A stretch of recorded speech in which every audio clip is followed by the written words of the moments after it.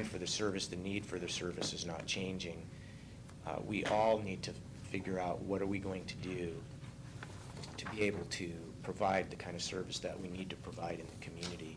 It may mean redefining what's acceptable service, and I think I've heard some hints toward that from council members about what is it that we're paying for, and is there a lesser flavor of this that would provide adequate services in the community. I think our sense is we don't have time in this last quarter of the year or so that we've had to address this issue to try to redesign, you know, the provision of EMS services in the East County, but I think we've got to tackle it right away moving forward in 11. Now, we've got the consolidations discussion going on, and this is really part and parcel with that. Can we solve this in 11? Potentially we could, and maybe it wouldn't be an open drain. But I think the conservative approach is to assume that we may need to be tapping these monies for the provision of EMS services. Any other investment we would use these funds for locally for ourselves really is going to be more one-time in nature anyway, because it's not a steady stream of funds through which we could support staff moving into the future. It's one-time money. I certainly don't want to sit here and okay this, and then in 3 years find out that the chief's back asking for a couple of personnel, and we depleted that thing that was specifically designed to hire. Could cover a couple of years or whatever it would cover, yeah. It's a difficult situation. The answer may be, you know, if we're reticent to increase our levy around EMS services, then we'd need to reduce services. I mean, it's pretty simple. I mean, I don't want to make it too simple, but it's a pretty simple budget question. You either have to pay for less or raise more money. And I think we need to tackle the pay for less side of it and get at, you know, what is the standard of service? What is the standard of care? And if that doesn't work, then we have to turn to the community and say, do you really want this? And if you do, are you willing to pay? And I wouldn't have a problem doing that in 2011. I wouldn't have a problem if the council were to approve the 150 for 2011, sending that with the caveat of this is money for 2011. This isn't an indication of it's money for 12, 13, 14, and beyond in there, and the stipulation that we make sure that we get together and we pull everybody together to look at the entire thing and really vet it out there and vet it with our constituents. You know, what do they want to see, and not something that we're trying to decide in a 2-month period once the assessors finally drop the numbers that we're all going to be collecting taxes off of for the year. So, Dave, I'm sorry, go ahead. Thank you. What's the impact on our working relationship with Camas if we don't do this?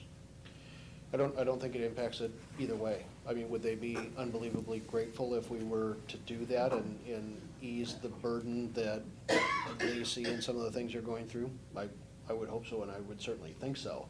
If we said no, I think they were already prepared and have already gone through some of the what-ifs in their minds of, if it's a no, what do we do next? Again, it's not, I don't believe anybody, the indications that we have and the information that has been made available is that 2011 is survivable. The system goes into the red in 2012. So, not to say you want to put it off, but the system doesn't crumble in 2011. Thanks, Bob. I just want to make explicit, I guess, what you said. It would be much easier for me to be in favor of this if it included an explicit statement that this is one time only, and that the 2 cities plus ECFR, I don't want to say are required, but that's really what I mean, to sit down and renegotiate this whole thing. That if those 2 things are part of it, it gets a lot easier for me. Without that, it's very hard to swallow. I don't think there would be, and I don't want to speak for the other 2 jurisdictions, I wouldn't think that they'd have any problem with it at all. I think it's, again, Rod, do you know of since 78 when that thing was formed, other than the quarterly meetings, that's ever happened?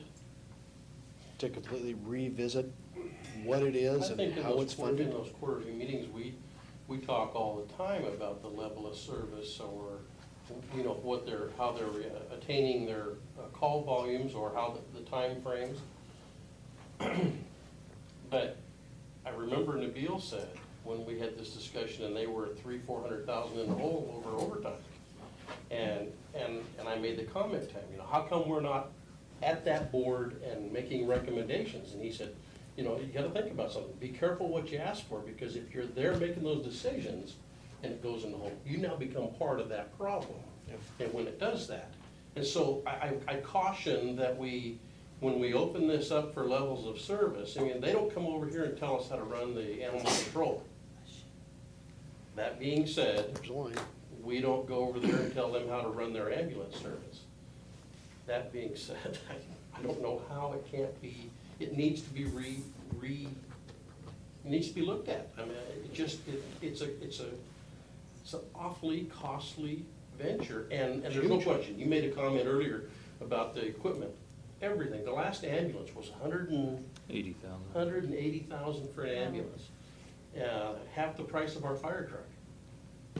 Everything is throwaway because of the bloodborne pathogen, so everything gets rebought. It's just expensive. And I venture to not walk in there and tell them how to operate their organization, but they're asking us for money, so I think it does put us at the table.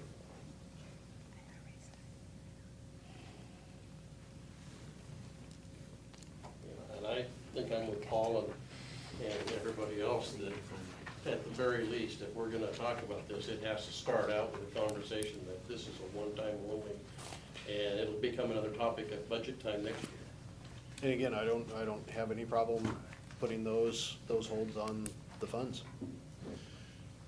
I'd almost like to include a statement also that the present rate of growth in expenditures for emergency services is unsustainable. That problem has to be fixed. I think, I mean, I joked with Vancouver mayor about who was it that controlled his budget these days, and he didn't laugh. So I think everybody understands who's been involved in this, that emergency services budgets are expanding at an unsustainable rate, and something has to be done. That can't be our only priority. And it may be something where, you know, in 2013, as the levy lid lift comes up, which is currently 10 cents of that 60, it may be something where individually each of the jurisdictions, depending on where the conversations go, you know, I wouldn't think it's out of the realm of possibility that we go back out to the voters instead of at 10 cents, at 15 cents.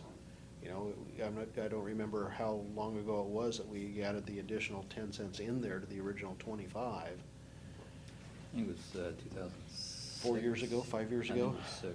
But that still comes out of the $3.60 limit, does it not? Well, not on the levy lid lift,